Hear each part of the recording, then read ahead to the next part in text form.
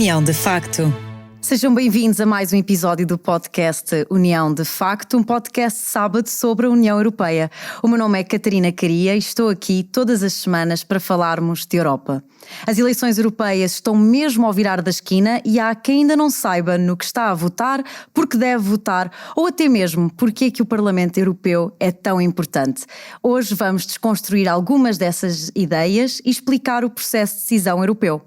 Ora, começo por apresentar os meus convidados de hoje. Henrique Burnet é sócio e senior partner na EU Opportunity, a primeira empresa portuguesa de consultoria em assuntos europeus com escritório em Bruxelas. É desde 2010 professor convidado de políticas públicas europeias no Instituto de Estudos Políticos da Universidade Católica Portuguesa, onde se fez mestre em Teoria e Ciência Política. É também comentador e colunista habitual em temas europeus e internacionais e já passou pelo Parlamento Europeu, o Ministério da Justiça e até mesmo pelo universo do jornalismo. Obrigada, Henrique. Obrigado, Catarina.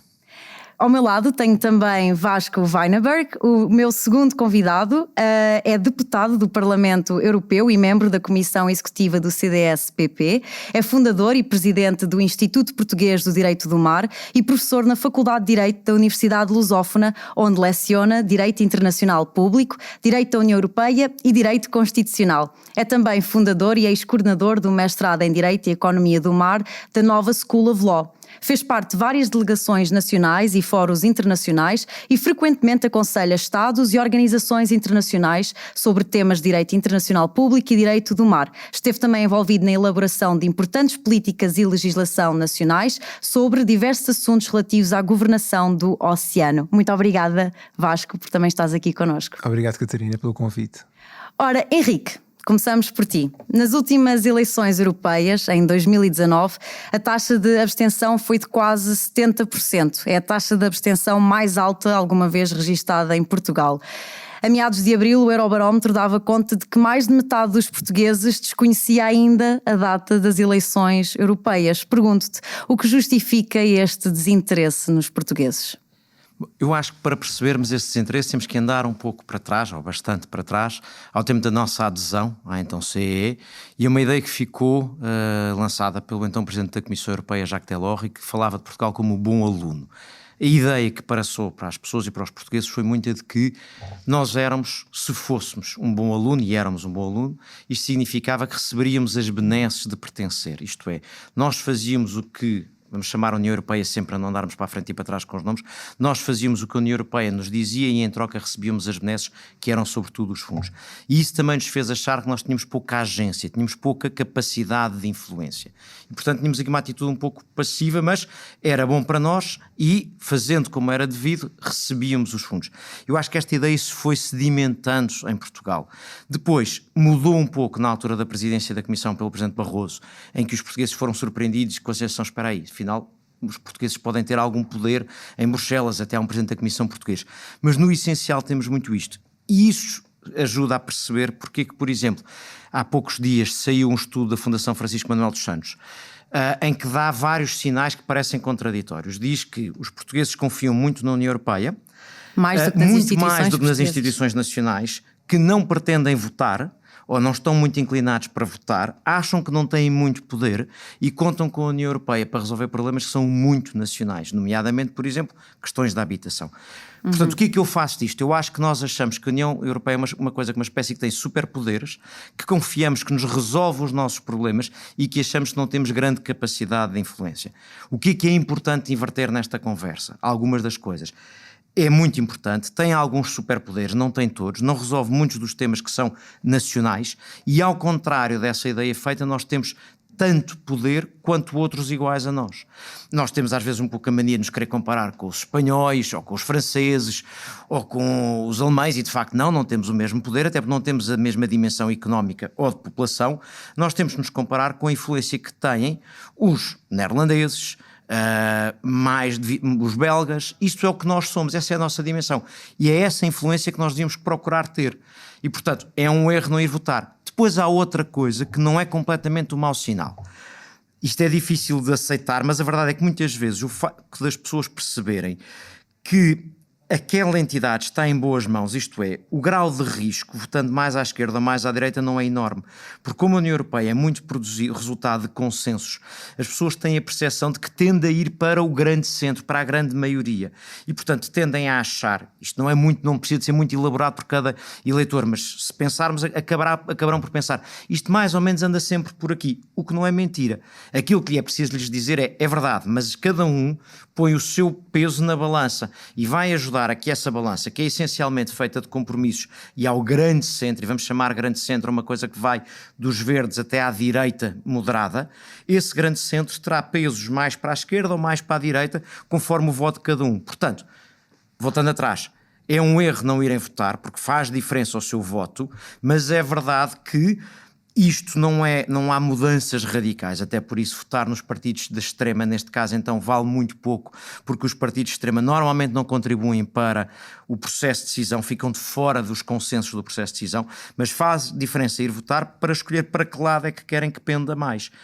E é verdade que sim, que a União Europeia contribui para o nosso bem, mas é bom que participemos para escolher para que lado é que queremos ir. A resposta é longa, mas se calhar por isso que é difícil tanta gente participar. Mas penso que ficou muito mais esclarecido agora. Mas eu acho que a questão que também as pessoas têm, e aqui também te peço, Vasco, para participares, é: será que estas eleições têm realmente aqui um fator de mudança que é diferente dos anos anteriores?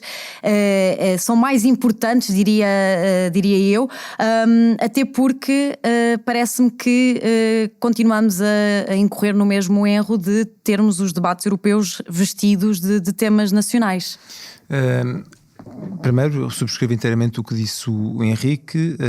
Acrescentaria que este fenómeno de distanciamento, até às últimas eleições legislativas, podíamos dizer que esse distanciamento tinha alguma...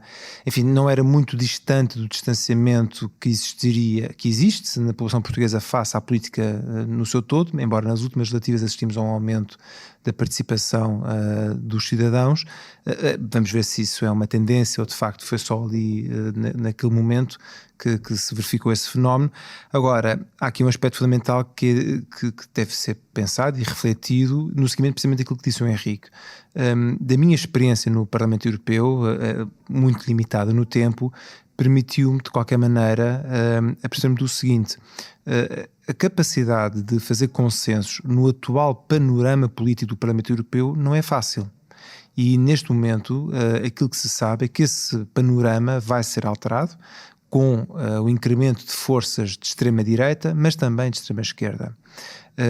E o que quer dizer que a capacidade do Parlamento Europeu estabelecer consensos será mais difícil. E nesse sentido, ou também por isso, as eleições europeias de 9 de junho são fundamentais.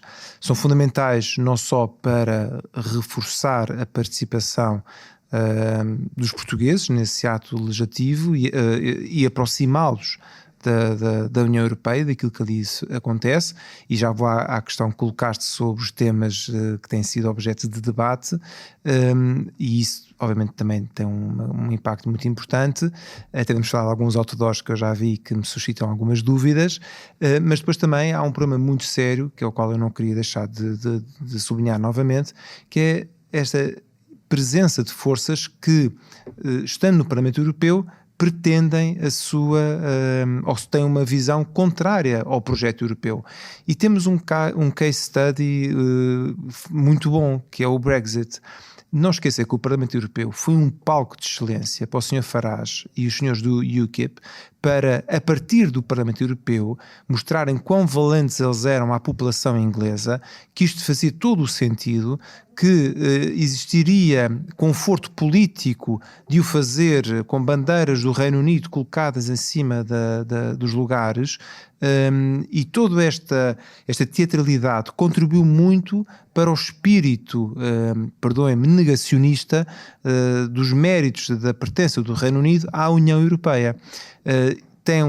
Enfim, chega a ser quase uma caricatura, porque o Reino Unido foi atrás da pertença às comunidades na altura, com grande resistência, até que finalmente entra, e depois agora sai batendo com a porta, literalmente, não saiu permitindo um regresso fácil. Portanto, estamos a falar de um regresso talvez daqui a 25 anos, talvez, e portanto a presença agora de forças semelhantes ao UKIP, na altura, hoje já evoluiu muitíssimo para outras forças políticas, mas se nós pensarmos nos partidos políticos portugueses que têm uma visão contrária ao alargamento, ao aprofundamento do projeto europeu, que tentam passar uma ideia errada e mesmo falsa do que é a União Europeia, do que é o projeto europeu, e ignorando completamente, aqui vem a questão dos temas, ignorando completamente o que é o Parlamento Europeu. O Parlamento Europeu, se numa frase, é o único Parlamento transnacional a nível mundial, é a única experiência de um Parlamento transnacional alguma vez alcançada.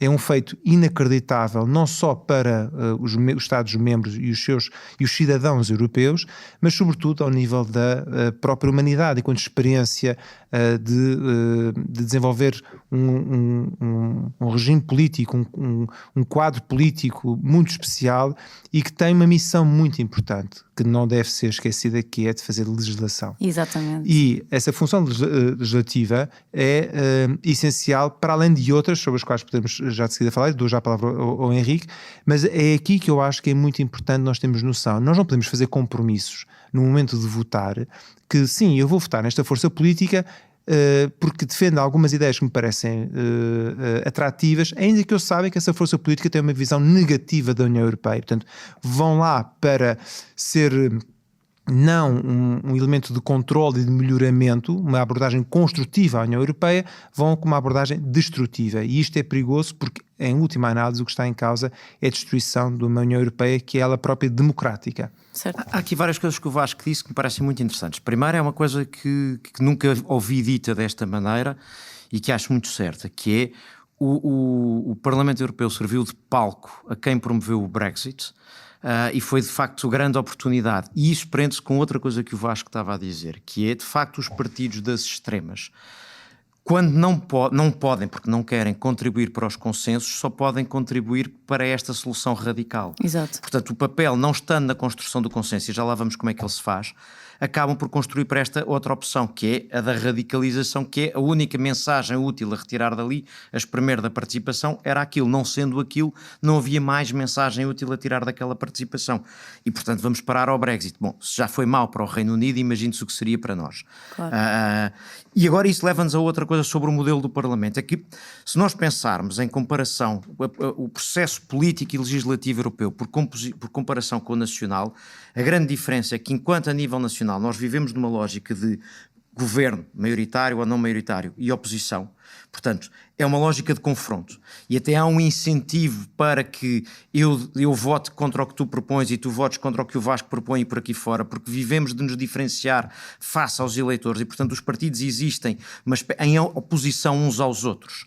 Na legislação europeia, o que acontece é que a proposta nasce na Comissão, vai para o Parlamento e para o Conselho e só acontece legislação se houver uma maioria suficiente para aprová-la. O que significa que ficar de fora não quer dizer eu propus uma coisa melhor, eles não aceitaram, quer dizer eu tinha umas ideias mas não quis negociar com ninguém o suficiente para que algumas das minhas ideias entrassem e, em compensação, eu aceitasse algumas das ideias dos outros. Portanto, o ser oposição não contribui nem para uma opção alternativa e, manifestamente, não contribui para a legislação. Portanto, é ficar de fora do estádio a gritar para ninguém. E, portanto, isso não é útil para o processo legislativo e para o processo europeu. E agora deixa-me acrescentar aqui duas coisas. Uma, na linha do que estávamos a dizer, é que o Parlamento Europeu, para além de ser esta experiência única que o Vasco dizia, é muito provavelmente, e agora estou a entrar aqui num território em que está aqui, eu sou jurista não praticante, o Vasco é praticante e dá aulas, vamos lá ver. O Parlamento Europeu é provavelmente é um dos parlamentos com mais poder. Sim, sim. Porquê? Porque toda a legislação europeia, com exceção daquela que os Estados dizem isto é matéria que só por unanimidade decidida no Conselho, porque isto é soberania, não sai daqui. Tirando essa matéria, que é, vamos lhe chamar reserva de soberania, conceptualmente não está assim, mas legalmente não é assim que está definida, mas conceptualmente sim, é isto. Tirando o que é reserva de soberania para os Estados, tudo o que é decidido por ambas as instituições, Conselho e Parlamento, passa pelo Parlamento. Exatamente. E depois, quando chega a Portugal, ou vem em forma de regulamento e já nem passa por lado nenhum, praticamente, Sim, sim. ou vem em forma de diretiva e passa, na grande maior parte dos casos, pelo Conselho de Ministros. Ou seja, o Parlamento Europeu legisla muito mais do que o Parlamento Nacional. Certo, mas depois nós temos, eu já te deixo terminar, mas temos sempre aquele problema que tu uma vez até já escreveste, que os políticos nacionalizam os sucessos e europeizam as responsabilidades. Podemos ir aí, mas clássico. É um clássico, mas antes de irmos a isso, só outra coisa, ainda mais agora no estado do mundo em que estamos. Certo. Se houve eleições em que era importante votar, se há eleições em que é importante votar, é nestas. Porque é uma coisa que eu acho que todos nós estamos a perceber. O mundo mudou radicalmente. E é uma coisa que nós também estamos a perceber, é que nós não sabemos em que mundo é que estamos a viver. Uma incerteza enorme. Nós estamos num momento de enorme transformação e não sabemos para onde é que estamos a ir. Nós percebemos que o mundo em que vivíamos acabou. O mundo da fé na paz pelo comércio, na democratização, pelas trocas comerciais, esse mundo acabou. O mundo do fim da história do Fukuyama acabou. E nós estamos noutro mundo em que aquilo que sabemos é que temos ao nosso lado uma potência regional. Eu não tenho a certeza que a Rússia seja uma potência global, mas é uma potência regional altamente desestabilizadora. Uma potência global que não hesita, como não hesitou há pouco tempo quando o Xi Jinping vem à Europa mostrar ao que vem e explicar claramente quem é que são os meus amigos na Europa. São os tipos que vos criam problemas. É dentro da União Europeia a Hungria, é às portas da União Europeia a Sérvia. E, portanto, percebam quem é que são os meus amigos e o que é que eu ando aqui a fazer. E é neste mundo que nós não podemos dizer isto não interessa muito, não é importante votar. Neste mundo nós não podemos ficar quietos, de braços cruzados, a achar que isto é inconsequente. Já houve um tempo que a União Europeia legislava muito das pequenas coisas. Nós brincávamos muito, legislava o tamanho dos microfones e as rodas dos carros. É verdade, neste momento estamos a legislar coisas muito macro. Certo. A transformação energética, a transformação digital, a reindustrialização, o pacto de migrações. Isto é demasiado importante, é demasiado informador para ficarmos de fora. Desculpa, era demasiadas coisas para eu ser rápido. Eu acho que foi ótimo. Queres acrescentar alguma coisa? Eu queria acrescentar duas coisas. Uma, primeiro, para não deixar passar a questão dos temas em debate, a nacionalização das ações europeias. Eu penso que isso é fruto de dois, ou melhor, há dois pressupostos. Um, errado, que os portugueses não querem saber. Há que os portugueses não têm literacia política europeia. É falso. Eu vejo isso pelo contacto que tenho, quer na rua, quer através dos alunos, quer mesmo através de diferentes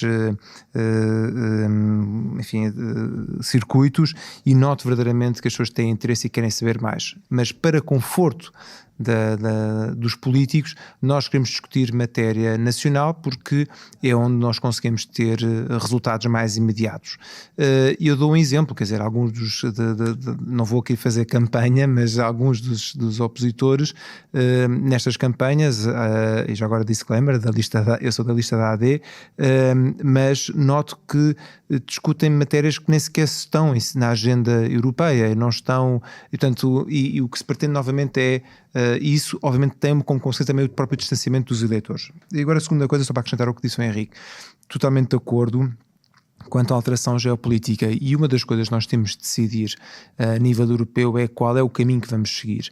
Vamos seguir o caminho que tem sido dominante nestas crises que temos assistido, e eu já disse isto em público noutras ocasiões, e aqui te volto a repetir, esta crise é mais antiga do que nós pensamos. Nós daqui a uns anos, daqui a umas décadas, vamos olhar para trás e quando analisarmos a fita do tempo, vamos perceber que organicamente estamos aqui numa crise que começa em 2008 e que irá até 2030, talvez, um período muito longo, contrariamente àquele período muito rígido da Primeira e Segunda Guerra Mundial.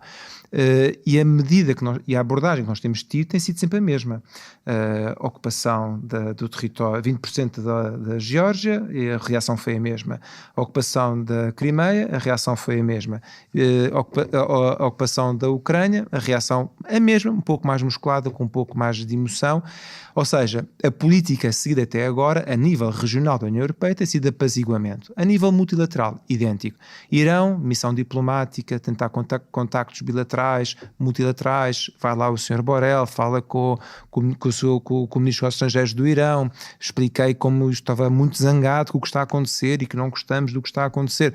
Bom, esta política de apaziguamento não tem trazido resultado nenhum, e atenção, não estou a apelar a um discurso belicista, antes pelo contrário, estou-me a referir apenas a que deixemos de ser tão ingênuos a pensar que essa abordagem de apaziguamento trará algum efeito, porque do outro lado não temos ninguém sensível a isso. E estamos a repetir um erro da história, que é aquilo que eu chamo a clivagem entre uma abordagem Chamberlain ou uma abordagem Churchill.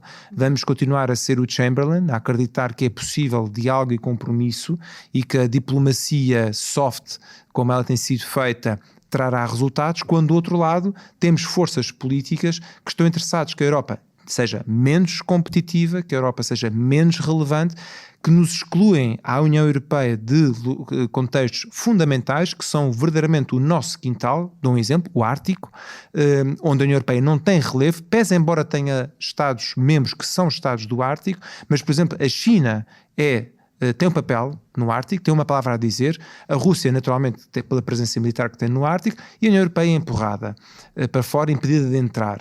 E temos outros casos, o Mercosul, onde a nossa presença tem sido cada vez mais reduzida, e o continente africano, onde a União Europeia praticamente não tem relevo nenhum. E, portanto, isto é um problema muito sério, que o próximo mandato, a próxima legislatura vai ser essencial. Queremos ter uma abordagem de constante apaziguamento, a obsessão pelo bom aluno das relações internacionais, ou queremos de facto ser relevantes e salvaguardar a nossa competitividade e a nossa força enquanto região? E eu penso que isto é um dos temas que é mais importante discutirmos. O presidente francês Emmanuel Macron disse recentemente que temos de ter a lucidez de que a Europa pode morrer. Muito rapidamente, para concluirmos, concordam? Discordam? Eu acho que o Presidente Macron tem a virtude e o defeito de dizer às vezes umas coisas certas, outras umas coisas erradas e com frequência umas atrás das outras. E portanto já ouvi dizer coisas. No caso da Ucrânia, por exemplo, foi fantástico. Evoluímos da versão que queria ser o homem que se sentava numa mesa. Claramente, ao princípio, ele achou que ia ser o negociador da paz. É o Chamberlain. E achou que ia ser o tipo que ficava para a história que tinha assinado a paz. E depois, a meio do caminho, percebeu que não, e agora descobriu que quer ficar noutro lugar. Por isso é que eu acho, embora eu acho que ele muitas vezes vê bem. E agora quer ser um de Gaulle. E agora quer ser o de Gaulle. Exatamente, mas é ali uma hesitação. Agora, eu acho que a Europa passa a vida a estar à beira do abismo e desaparecer. Recordo quando foi a pandemia, também era, se não salvasse, morria ali. Isso, por acaso, que eu acho que isso é importante percebermos, é que a Europa, ao contrário dos Estados, é uma construção recente, breve e frágil, e à qual a nossa sensação de pertença é diferente. Ou seja, Portugal pode ter muitos defeitos, nós podemos gostar deste governo ou não gostar deste governo, gostar do outro, do próximo, do anterior, mas não nos ocorre fechar Portugal. A União Europeia é uma coisa de que nós, em tese, podemos sair, pode acabar ou não acabar. Isso sim parece-me importante para pensarmos, que é, isto é uma organização que existe porque as pessoas lhe encontram uma utilidade, ao contrário dos Estados, porque existe porque estão lá. E, portanto, isto tem que ser útil, isso sim parece-me ser o problema. Agora, passo seguinte rápido. Eu acho que nos últimos tempos houve vários factos que nos fizeram ter uma consciência da Europa completamente diferente. Há dois óbvios e eu acho que há um simbólico. Os dois óbvios é a invasão da Ucrânia e antes disso a pandemia. Percebemos, quer num caso, quer no outro, que estávamos sozinhos com os nossos problemas. Durante a pandemia tivemos o irresponsável do Presidente dos Estados Unidos, que em vez de liderar, é a primeira crise pós a Segunda Guerra Mundial, em que os Estados Unidos não só não são a liderança da solução, como são irrelevantes para a solução, praticamente. E nós encontrarmos não só isolados, sem a liderança dos Estados Unidos, com os chineses, com a China a fazer um jogo duplo e em conflito com os nossos aliados de sempre do Reino Unido. Depois temos, na Ucrânia, percebemos que, e fomos apercebendo ao longo do tempo, que o problema era sobretudo nosso, isto é, nós corremos o risco de que uma presidência Trump ponha tudo em causa nesta nossa segurança. Isto é um problema da nossa segurança. Os americanos podem decidir que não é um problema da segurança deles. Os americanos podem chegar à conclusão que ter a Rússia ali empatada, preferem. Nós não temos esse luxo, isto é um problema da nossa segurança, e, portanto nós percebemos isso. E depois há um momento simbólico que eu acho que, se olharmos para trás, nos lembramos. Foi quando aquele avião da Ryanair a ir de Atenas para, salvo erro, Vilnius, foi desviado. É desviado e é forçado a aterrar na Bielorrússia. Eu acho que naquele momento, para apanhar as pessoas, para apanhar um líder da oposição à Bielorrússia que estava dentro do avião. E eu acho que ainda que isso não esteja muito marcado, isto é, se fores perguntar às pessoas, as pessoas não se lembram. Certo. Mas naquele momento as pessoas perceberam que, espera aí, esta ameaça é real. Eles conseguem desviar um avião onde vamos nós. Materializou e isso eles mesmo. sabem quem é que lá está dentro do avião. E depois a pandemia e depois a Ucrânia faz-nos perceber a vulnerabilidade em que estamos. E portanto voltamos a este mundo que nós não sabemos o que é. O Vasco tem razão, temos que olhar, vai ser um tempo, nós quando olharmos vamos perceber que isto começou há mais tempo e não sabemos quando é que vai mudar. E nós temos de decidir o que é que queremos que este sítio onde vivemos seja. E portanto votar nas eleições não vai resolver tudo, mas vai contribuir para que alguém que esteja lá contribua para uma posição. Há dias ouvi alguém dizer, e entretanto já vi alguém escrever isto e gostei, votar é um pouco como apanhar um comboio. Apanhamos o que passa mais perto e que leva para mais perto onde queremos. Não é ir de carro da ponta a ponta, não é ir do sítio onde eu estou para o sítio onde eu quero ir. E muitas vezes vamos com gente que não gostamos assim tanto quanto isso, mas é o que há. E portanto votar é isto, é votar no que passa mais perto de nós e que nos leva para mais perto de onde nós queremos ir. E abdicar de fazer isso é não participar. Vasco, últimas considerações? Concordo, e acrescentando uma outra dimensão, que é o espaço europeu enquanto o melhor espaço no mundo, em termos da história da humanidade, é o melhor sítio alguma vez desenvolvido para viver, estudar e trabalhar. Seja a nível de direitos fundamentais, seja mesmo das liberdades que nós temos enquanto cidadãos europeus. E este conceito da cidadania europeia é uma cola importante do projeto europeu, que obviamente não podemos dar por adquirida, porque quando nós temos partidos nacionalistas radicais que rejeitam esta ideia de uma cidadania europeia, complementar das cidadanias nacionais, não uma alternativa, obviamente, então o risco é interno, não é só externo, mas passa a ser interno também. E as lideranças políticas são essenciais. Teoricamente o projeto europeu pode morrer da mesma maneira que ele foi também construído, mas eu tenho as maiores dúvidas que essa seja a vontade dos europeus e que algum líder europeu, sobretudo depois do que vimos com o Brexit, quisesse sequer arriscar essa noção. É interessante só contar esta história que quando se negociou o Tratado de Lisboa, houve algumas advertências à ideia de colocarmos esta hipótese que não estava prevista de um Estado poder extrair-se do projeto europeu, da União Europeia. E na altura disseram, bom, vamos colocar porque seguramente ninguém vai a acionar essa possibilidade, e foi logo o Reino Unido. E portanto nós temos de ter muito cuidado em não dá-lo por adquirido de qualquer maneira, e portanto temos de trabalhar por ele. E aqui há um aspecto fundamental com aquilo que o Henrique dizia, que prende-se com também que tipo de União Europeia é que nós queremos. Nós queremos uma União Europeia que continua a ser o melhor sítio para estudar, para viver e para trabalhar, e temos de trabalhar para isso. Ao nível da competitividade, tem que ser um sítio para criar empregos onde as pessoas queiram viver com condições, melhoramento da qualidade de vida, competitividade das nossas empresas. Nós continuamos a esmagar as empresas com burocracia, é preciso verdadeiramente ter uma atitude que tenha noção que as nossas empresas, as empresas europeias que estão a competir diretamente com empresas fora da União Europeia e não apenas já entre si.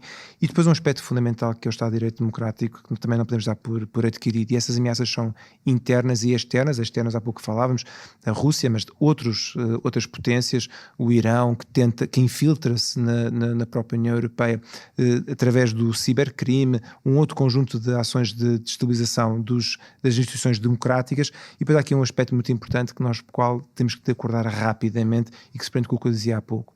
Se existir um problema na União Europeia, já ninguém tem por adquirido que os Estados Unidos vão nos ajudar. Neste atual contexto, nós estamos perante uma realidade, seja qual for a administração que venha a seguir, pelo que vimos com a administração Biden e uma eventual e cada vez mais provável administração Trump, também nos diz que o isolamento dos Estados Unidos será maior com o Trump seguramente, e o Biden, parece, a administração Biden não será lembrada, pelo menos, não sei se vai haver uma segunda, não vai ser lembrada como um período de liderança dos Estados Unidos a nível internacional, e isto é preocupante, e porque a União Europeia então está entregue a si própria, o que não é bom nem mau, é um facto, mas temos de ser capazes de lidar com este facto, e isso requer escolhas importantes, e essas escolhas que passam desde logo pela composição do Parlamento Europeu. Exatamente, que vai ser já decidido no próximo dia 9 de junho. Muito obrigada aos dois pelos vossos contributos. Já sabem, todas as semanas um olhar crítico, informativo e simplificado, sem tretas nem gravatas, para a União, de facto. Obrigada. Obrigado. Obrigado.